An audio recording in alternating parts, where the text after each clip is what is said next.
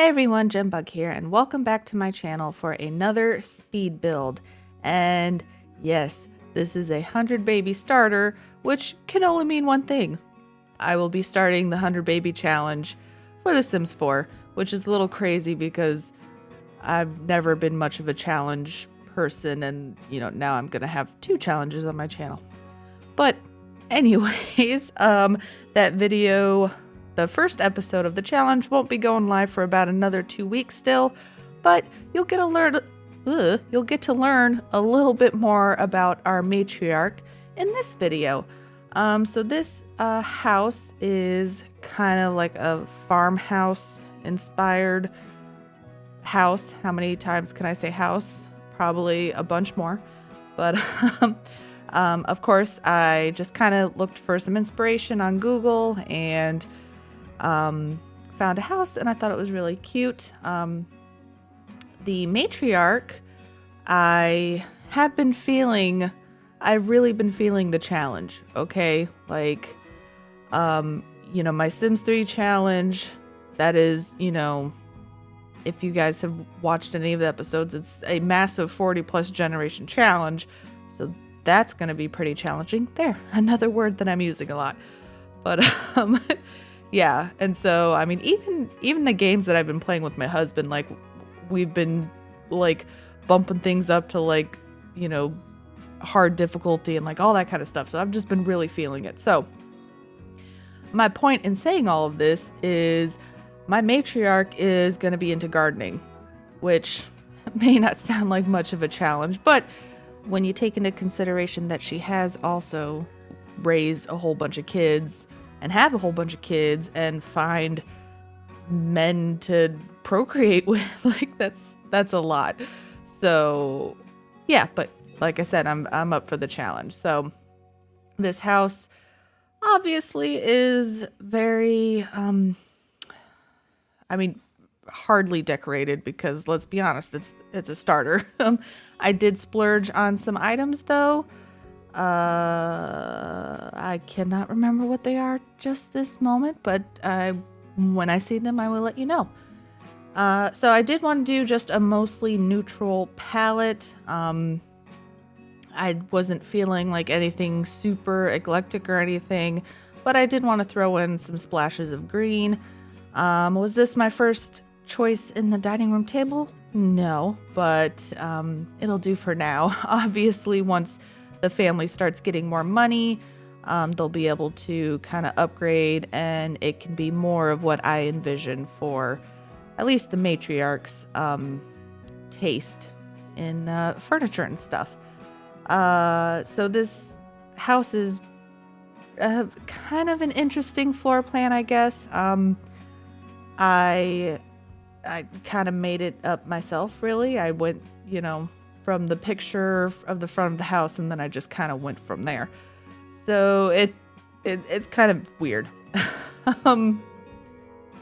But I think it'll work out in the end, or I mean, it will work out before it's uploaded, at least. You have my word on that.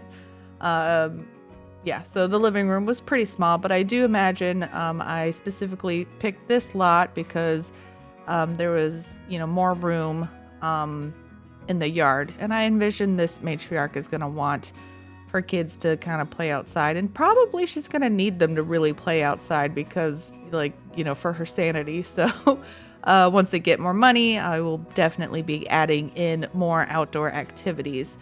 So that is one of the things that I splurged on here was the double bed. I really wanted her to have a nicer bed so she could get better sleep. I think that is going to help in this challenge big time. But you can always, download this and sell that bed and get a little bit of extra money.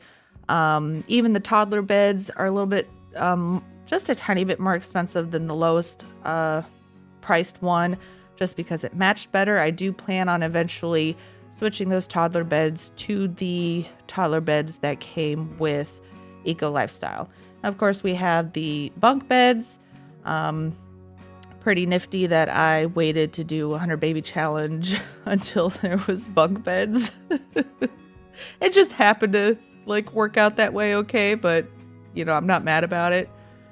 Yeah, so I actually I think the bathtub showers, you could probably sell that and get a little bit of a cheaper one to save some money that way as well.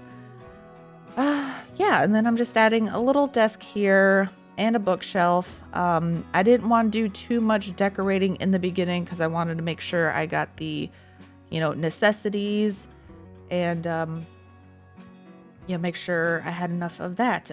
Guys, this house, after I was done building it, it was on a 2,000 simoleon plot of land, and after building it, I had 14 simoleons left. I might have been able to cram just a little bit more, like one tiny little decoration more, but you know, I figured 14 simoleons was you know, that's a meal, right? Like they need to eat, so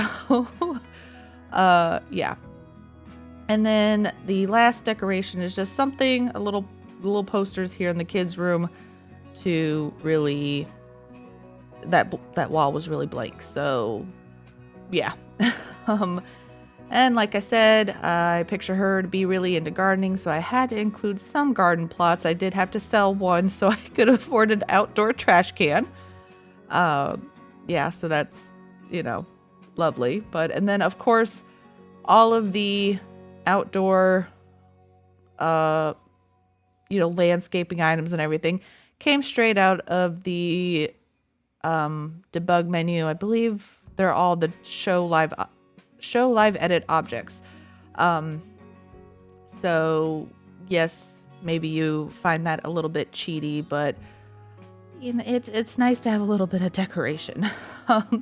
So I did use this stone terrain paint to kind of mimic like mulch, because the plain dirt just wasn't doing it for me. So I went that route, and then we're just finishing up on the edge of the house here. I didn't want things to be too matchy on the outside, but I did want them to feel kind of cohesive. I don't know. So yeah, I ended up adding this grass and more of the bushes that I have in the back here. And that's pretty much it. We are coming to the screenshots. I hope you guys enjoyed this video. If you did, please consider leaving it a thumbs up. If you'd like to stick around, go ahead and hit that subscribe button. And as always, leave any comments or suggestions down below. I will see you guys in my next video. Bye-bye.